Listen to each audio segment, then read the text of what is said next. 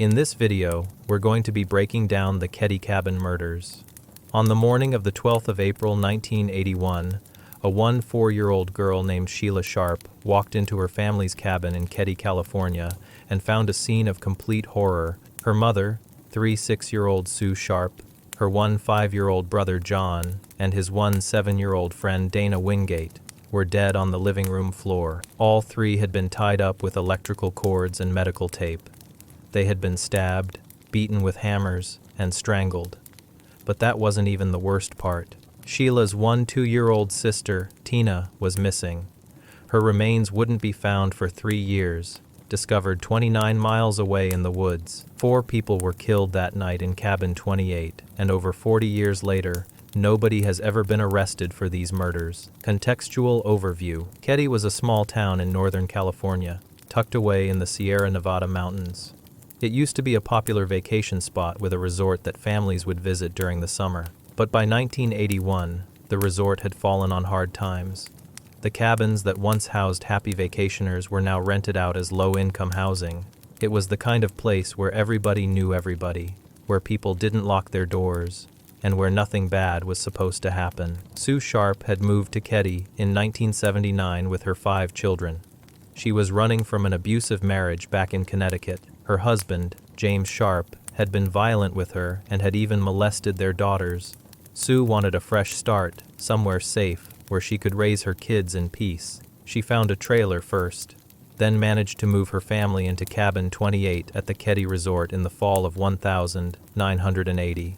It was a small 4-room cabin, but it was bigger than the trailer and gave the family more space. Sue was 36 years old, a single mom doing her best. She had 5 kids to take care of.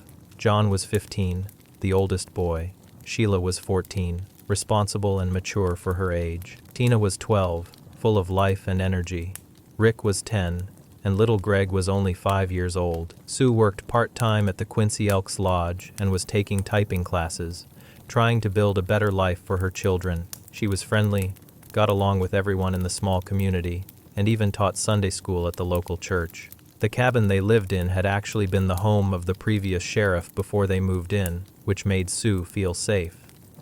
The place had an unfinished basement where John had his bedroom. The living room was small, and there were a couple of bedrooms upstairs. It wasn't fancy, but it was home. Sue decorated it for the upcoming holidays, putting up a Christmas tree even though Christmas was still months away. She was trying to make the place feel warm and loving for her kids. Their neighbors were the Seabolt family in cabin 27, right next door. The Seabolts had kids around the same age as the Sharp children, and they all became friends. On the other side, just across a narrow road called Spanish Oaks Lane, was cabin 26. That's where the Smart family lived. Martin Smart, known as Marty, lived there with his wife Marilyn and her 2 sons, including 2-year-old Justin. Marty was a Vietnam veteran who worked as a cook at the local bar. He had a friend staying with them at the time, a guy named Severin John Boubede, who went by the nickname Bo. Bo was an ex-convict with alleged ties to organized crime in Chicago. The community seemed peaceful on the surface, but there were tensions simmering underneath. Marty Smart was known to have a violent temper. His marriage was falling apart. Some people in town thought that Sue Sharp had been giving advice to Marilyn Smart about leaving her abusive husband. Others whispered that Sue and Marty might have been having an affair. Small-town gossip was everywhere, but nobody thought it would lead to murder. Saturday, the 11th of April 1981, started as a normal spring day.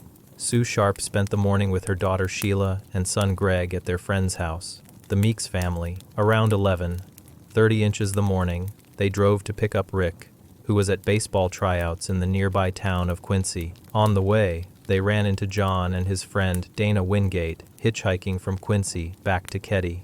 Sue gave them a ride home, dropping them off around 1 p.m. A couple hours later, around 3:30 inches the afternoon, John and Dana hitchhiked back to Quincy. Some witnesses saw them in the downtown area. They might have been going to a party or visiting friends. Nobody knows for sure what they did that afternoon, but what we do know is they returned to cabin 28 sometime between 10 p.m. and 1 a.m. that night. That evening, Sheila made plans to spend the night with her friend at the Seabolt family's cabin next door. She left her house around 8 p.m. Tina had been hanging out at the Seabolts' place too, watching TV. Around 9:30 p.m., she asked what time it was, and then went back home to cabin 28. So that night, staying in the Sharp cabin were Sue, 2-year-old Tina, 0-year-old Rick, 5-year-old Greg, and their neighbor Justin Smart, who was sleeping over to hang out with Rick and Greg. The three young boys watched The Love Boat on TV with Sue before going to bed around 10 p.m. They slept in a small bedroom in the back of the cabin. Sue went to her bedroom upstairs. Everything seemed normal. Everything seemed safe, but it wasn't. Meanwhile, across the way, in cabin 26, something strange was happening. Marty Smart and his friend, Beau Boubede, decided to go out for drinks that night. They stopped by Sue's cabin first to invite her to join them, but she said no because she had the young boys in the house to watch. So Marty, Beau, and Marty's wife, Marilyn, headed to the bar where Marty worked, a place called the Back Door Bar. Here's where things get weird. Multiple people at the bar that night said Marty and Beau were acting strange. They showed up wearing three-piece suits and sunglasses at night. This was a casual local bar where people wore jeans and t-shirts. The two men were completely overdressed and seemed to be trying to draw attention to themselves. They only stayed for a little while before claiming the music was too loud. They left the bar, dropped Marilyn off at home, and then Marty called the bar to complain about the music. After that, he and Beau went back to the bar for one last drink. Witnesses remember them being there, but nobody can say for sure exactly what time they left or where they went after. Some people think they went to the bar to create an alibi, making sure they were seen in public. Others think they changed out of their suits, committed the murders, then changed back into the suits before returning to the bar. The timeline is fuzzy, and that's probably exactly what the killers wanted. Sometime during the night or early morning hours, someone entered cabin 28. The front door wasn't locked. There were no signs of forced entry. Whoever came in either knocked and was let inside, or they quietly let themselves in while everyone was sleeping. What happened inside cabin 28 that night was one of the most brutal crimes in California history. The attack was savage, frenzied, and showed no mercy. Sue Sharp was likely the first to be attacked. She was found in the living room near the sofa, lying on her side. She was naked from the waist down, though police found no evidence of sexual assault. Her mouth had been gagged with a blue bandana and her own underwear, held in place with medical tape. Her hands and feet were bound with electrical cords. She had been stabbed repeatedly in the chest and neck with a steak knife. She had also been hit in the head with the butt of a BB gun. Her throat had been cut. Sue fought back hard. There were defensive wounds on her hands and arms, but she couldn't overcome her attackers. When John and Dana arrived home, probably around midnight or later, they walked into a nightmare. John's body was found closest to the front door, lying face up. His hands were covered in blood and bound together with medical tape. His ankles were tied with electrical cord. His throat had been cut so deeply it nearly decapitated him. He had been stabbed multiple times, and his head had been smashed repeatedly with a hammer. The force of the blows was so extreme that his skull was fractured. Dana Wingate was found next to John. He was lying on his stomach with his badly damaged head resting on a sofa pillow. His ankles were tied with electrical cord that connected him to John. Dana had been Y. They were literally bound together at the ankles. Dana had been bludgeoned with a hammer. The injuries to his head were massive. He had also been manually strangled to death, choked with someone's bare hands. Before he died from strangulation, he fought.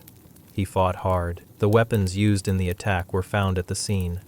There was a claw hammer covered in blood. There was a steak knife that had been bent at a 30-degree angle from the force of the stabbing. A second butcher knife was also found. All the weapons came from inside the cabin except for the hammer, which belonged to Marty Smart.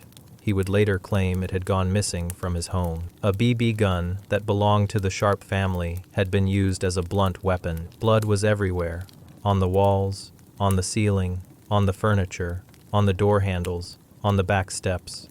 There was so much blood that investigators knew the bodies had been moved after death. The killers had rearranged the victims, dragging them around the small living room.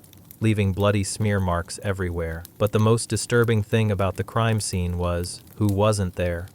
12-year-old Tina Sharp was missing. Her bedroom showed signs of blood spatter. Her bed had drops of blood on it, but Tina herself was gone. Under hypnosis, young Justin Smart would later describe seeing one of the attackers drag Tina out the back door while she cried for help. In the back bedroom, just 10 feet away from where these murders happened, 3 young boys remained alive and unharmed. Rick Sharp, age 10, Greg Sharp, age 5, and Justin Smart, age 12. They would later claim they slept through the entire attack, hearing nothing. But how could that be possible? The attack was violent, loud, and went on for some time. The victims would have screamed. There would have been crashing sounds as people were thrown around and furniture was knocked over. The idea that 3 kids could sleep through this seemed impossible to investigators. When questioned, Justin's story kept changing. At first, he said he slept through everything. Then he said he had a dream about the murders. Finally, under hypnosis, he said he woke up, went to the bedroom door, and saw 2 men in the living room with Sue. He watched as John and Dana came home and got into a fight with these men. He saw one man hit Dana with a hammer. He saw Tina being dragged out the back door crying for help. Then he hid behind the door, terrified. Justin described the 2 men in detail. One had a mustache and short hair. The other was clean-shaven with longer hair. Both wore glasses. Both wore jean jackets and jeans. One had a hammer in one hand and a pocket knife in the other. These descriptions were used to create composite sketches, but oddly, the sketches were drawn by an amateur artist who was friends with the sheriff, not a trained forensic sketch artist from the FBI. This raised questions later about how seriously the investigation was being taken. The attack showed signs of planning. The killers brought medical tape with them. They brought at least one hammer. They wore gloves, because despite all the violence, no clear fingerprints from the killers were found. They seemed to know the layout of the cabin. They knew which bedroom the boys were sleeping in, and left them alone. This wasn't a random break-in gone wrong. This was targeted. This was personal. Investigators believed there were at least 2 attackers, maybe more. The violence was too much for one person to carry out alone while controlling multiple victims. Some experts think as many as 6 people might have been involved when you count those who helped dispose of evidence and Tina's body. The murder weapons were left behind deliberately, scattered on a small table near the kitchen, almost like they were being displayed. The electrical cords and medical tape used to bind the victims were carefully applied. The whole scene suggested killers who were confident, who took their time, who weren't worried about being caught. Immediate aftermath. The next morning, Sunday, the 12th of April 1981, Sheila Sharp woke up at the Seabolt's cabin.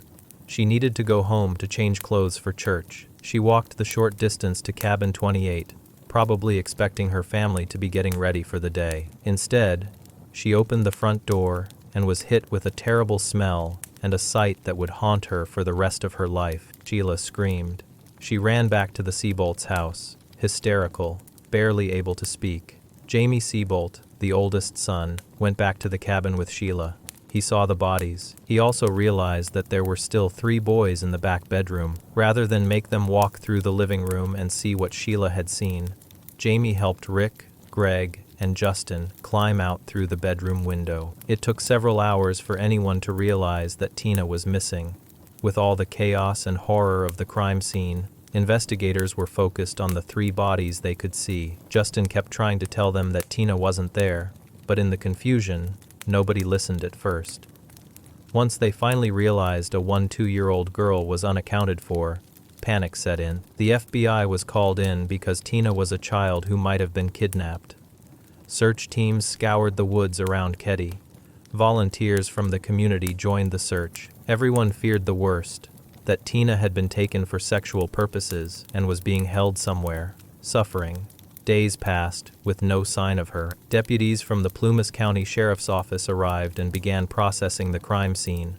But right from the start, there were problems. The crime scene wasn't properly secured. Neighbors walked through. Jamie Seabolt admitted he went up the back stairs and into the cabin to check if anyone else was alive, potentially contaminating evidence. The cabin should have been immediately sealed off, but it wasn't. Sheriff Doug Thomas contacted the California Department of Justice in Sacramento and asked for help. But instead of sending homicide detectives, the DOJ sent 2 special agents from their organized crime unit, Harry Bradley and P.A. Krim. This was strange. Why would organized crime investigators be sent to handle what looked like a brutal domestic murder? Some people think it's because one of the main suspects, Bo Bubede, had connections to the Chicago mob, and the DOJ was protecting him. The investigation focused quickly on 2 men, Marty Smart and Bo Bubede. Marty was the neighbor whose hammer had gone missing. He was the one who had been at the bar that night, acting strange. He was the one whose marriage was falling apart, possibly because Sue Sharp was encouraging his wife to leave him. And Bo was his friend, an ex-con with a violent past and mob connections. But despite being the obvious suspects, Marty and Bo were given polygraph tests, which they supposedly passed. Sheriff Thomas, who was apparently good friends with Marty, seemed satisfied with this. The 2 men were allowed to leave Keddie shortly after the murders. They moved to Oregon together, and the investigation stalled. The community was terrified. If the murders could happen to the Sharp family, they could happen to anyone. People started locking their doors for the first time. Parents kept their children inside. Neighbors looked at each other with suspicion. The peaceful mountain town had been shattered by violence, and nobody felt safe anymore. News of the murders spread beyond Keddie. The brutal nature of the crime, the missing child, and the complete lack of answers captured media attention. The story appeared in newspapers across California and beyond. Everyone wanted to know, who could do something this horrible? Over the following weeks and months, investigators interviewed over 600 people. Nearly everyone in the small town was questioned. Sue's ex-husband James was looked at closely, but he had a solid alibi. He was in another state at the time. Marty's wife Marilyn was questioned extensively. She told investigators that Marty had been abusive, had a violent temper, and that she believed he was involved. But she also said she was asleep when the murders happened and didn't see or hear anything. Various other suspects emerged. There was talk of a green van seen parked outside Cabin 28 around 9 p.m. that night. Some witnesses reported seeing a brown Datsun with a flat tire in the area. But none of these leads went anywhere concrete. Every tip seemed to lead to a dead end. As weeks turned into months, hope of finding Tina alive faded. Most people believed she had been killed the same night as her mother and brothers, and her body had been hidden somewhere. But where? Massive searches of the surrounding forest found nothing. The Sharp family was buried, though Tina's grave remained empty, waiting for her return. Sheila and her surviving brothers Rick and Greg had to try to rebuild their shattered lives. They were orphans now, their family destroyed in one night of unspeakable violence. Sheila especially was traumatized, having been the one to discover the bodies. She refused to undergo hypnosis like Justin did, saying she wanted to remember the happy times with her family, not focus on the horror. For 3 years, Tina Sharp remained missing. Her case was regularly featured in the local newspaper, the Feather River Bulletin.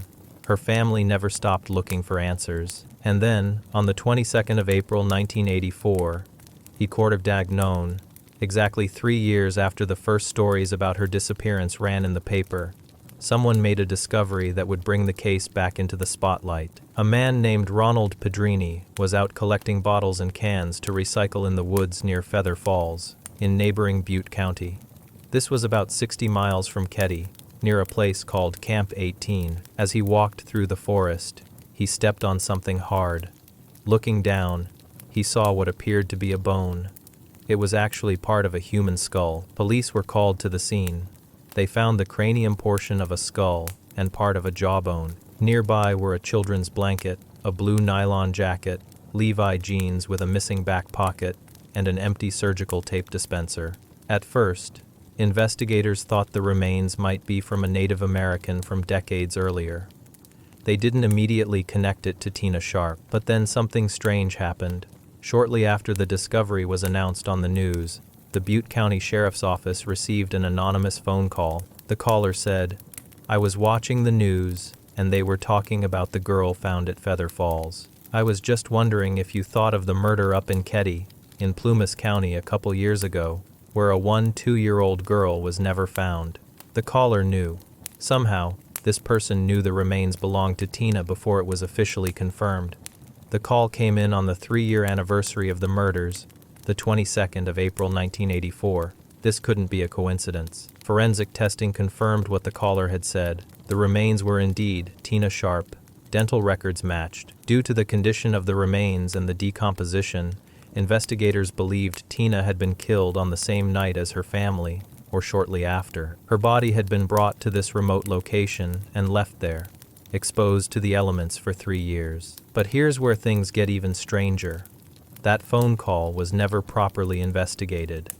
The tape of the call was placed in an evidence box and essentially forgotten about. It wasn't until 2013, nearly 30 years later, that a deputy, going through old evidence, found the recording at the bottom of a box. The voice on that tape belonged to someone who had inside knowledge of what happened to Tina Sharp.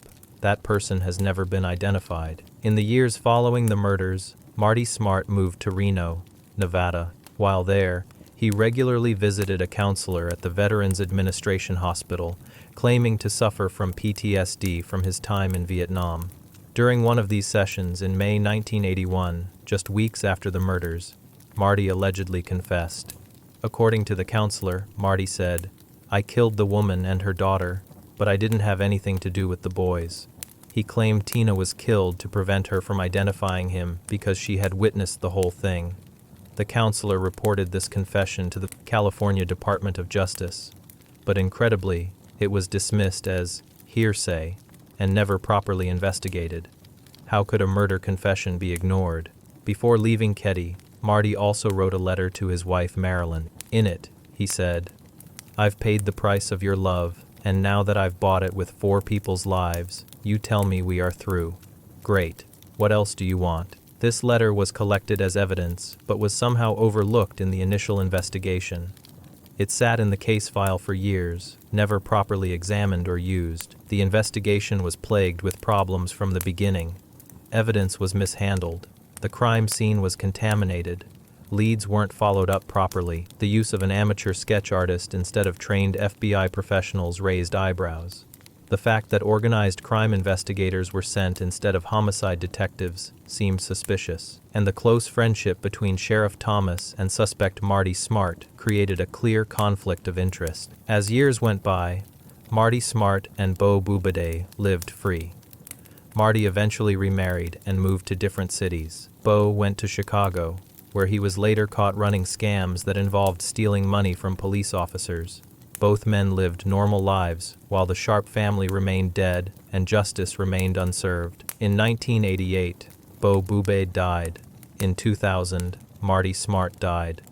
The 2 main suspects were now gone, having never been charged with anything. It seemed like the Keddie Cabin murders would remain unsolved forever. In 2004, Cabin 28 was demolished.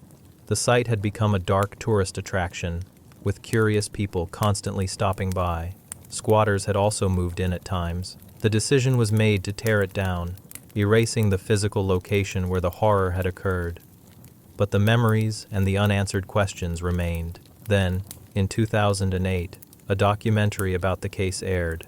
Marilyn Smart, Marty's ex-wife, appeared in it and made a shocking statement. She said she believed her ex-husband and Bo Bubade were responsible for the murders. She even claimed she found Tina's bloody jacket in their basement after the murders and turned it over to police, though there's no record of this happening. In 2013, everything changed.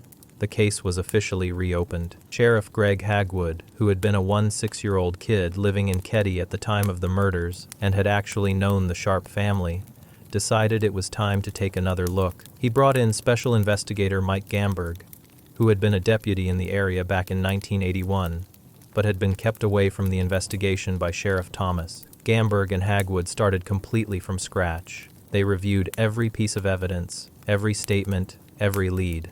What they found shocked them. Critical evidence had never been analyzed. Important leads had been deliberately ignored. The investigation had been bungled at every level, and they suspected it might have been intentional, a cover-up to protect Marty and Bo. In 2016, Gamberg made a major discovery. Using a metal detector, he searched a pond near where Cabin 28 had stood. At the bottom of the pond, he found a hammer. It matched perfectly the description of the hammer Marty Smart claimed had gone missing from his home. The hammer showed signs of rust, but underneath, investigators hoped there might be DNA evidence that could finally solve the case. Then, in the evidence room, Gamberg found the envelope containing the tape of the anonymous 1984 phone call about Tina's remains. He also found that letter Marty had written to Marilyn, essentially confessing to the murders. These crucial pieces of evidence had been sitting there all along, never properly investigated. Most importantly, in 2018, Gamberg announced that DNA evidence recovered from a piece of medical tape found at the crime scene matched a known living suspect. He wouldn't say who this person was, but he made it clear that they knew the person's identity and where to find them. This was the first solid forensic evidence linking someone specific to the crime. Gamberg and Hagwood believe that as many as 6 people were involved in the murders or the cover-up. They think multiple people helped dispose of Tina's body. They believe the anonymous caller was one of these accomplices, and they're convinced that at least some of these people are still alive. The investigators have been criticized for not making any arrests despite claiming they know who did it. But they explain that knowing and proving are 2 different things. They need evidence that will hold up in court. They're building a case carefully, hoping that someone will finally break their silence. They've issued public appeals asking anyone with information to come forward. In recent years, advances in DNA technology have given them new hope. The medical tape, the weapons, Tina's clothing, all of it is being retested with modern techniques that didn't exist in 1981. Voice analysis technology is being used on that anonymous phone call, trying to identify the caller. Sheila Sharp, now a grandmother, has lived with the trauma of that morning for over 40 years. She's been vocal about her belief that there was a cover-up. She thinks suspects were deliberately allowed to escape. She's frustrated that her family has never received justice. Rick and Greg, the 2 boys who survived, have also struggled with the aftermath. Greg has said that life changed completely that night, that the innocence of childhood was ripped away. The Keddie cabin murders have become one of California's most infamous cold cases. They've been featured on numerous true crime shows, podcasts, and documentaries. Amateur sleuths on the internet have created websites dedicated to solving the case. Theories abound about what really happened and why the investigation was mishandled. Some theories suggest the murders were connected to drug dealing in the area. Others point to the organized crime connections of Bo Bubede and suggest the mob was somehow involved. Some think there was a love triangle between Sue, Marty, and Marilyn that led to murder. The most accepted theory is that Marty Smart was angry at Sue for interfering in his marriage, and he enlisted Bo to help him silence her permanently. What makes this case so frustrating is that investigators believe they know what happened. They believe Marty and Bo, possibly with help from others, entered cabin 28 that night with the intent to kill Sue Sharp. When John and Dana unexpectedly came home, they had to be killed too as witnesses. Tina saw what happened and had to be taken and killed to keep her from talking. The 3 younger boys were spared because Justin was Marty's stepson, and killing children you know personally is a line even murderers sometimes won't cross. The planning shows premeditation, the creation of an alibi at the bar, the bringing of weapons and medical tape, the wearing of gloves, the disposal of Tina's body far from the scene. This wasn't a crime of passion. This was calculated murder. But without living suspects who can be prosecuted, what does justice look like? Gamberg has said he hopes for a deathbed confession from one of the accomplices still living. Hagwood has said he'd take any information at this point, no matter how it comes. They've offered immunity to anyone willing to testify about what happened. The impact on the community of Keddie has never fully healed. The small town became known for murder instead of mountain beauty. Property values dropped. People moved away. Those who stayed never forgot the feeling of fear that gripped them in 1981. Even now, people who live in the area talk about the Keddie murders as a defining moment in their town's history. The case also exposed major flaws in how rural law enforcement handled complex investigations in the early 1982s. The lack of proper training, the nepotism, the corruption, the mishandling of evidence, all of it contributed to 4 murders going unsolved. It's a case study in what not to do during a homicide investigation. For the true crime community, the Keddie cabin murders remain fascinating because of all the unanswered questions. Why were the 3 young boys left alive when everyone else was killed? How did they really sleep through the attack? Or were they awake and too terrified to come out? Who made that anonymous phone call about Tina's remains? How did that person know where her body was? Who helped dispose of the body?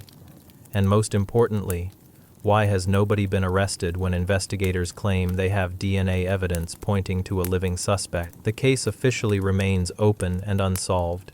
The Plumas County Sheriff's Office continues to accept tips.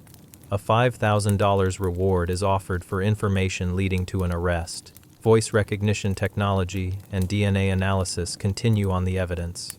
Hope remains that someday, someone will talk. Marty Smart and Bo Bubede are dead and buried, having escaped justice if they were indeed the killers.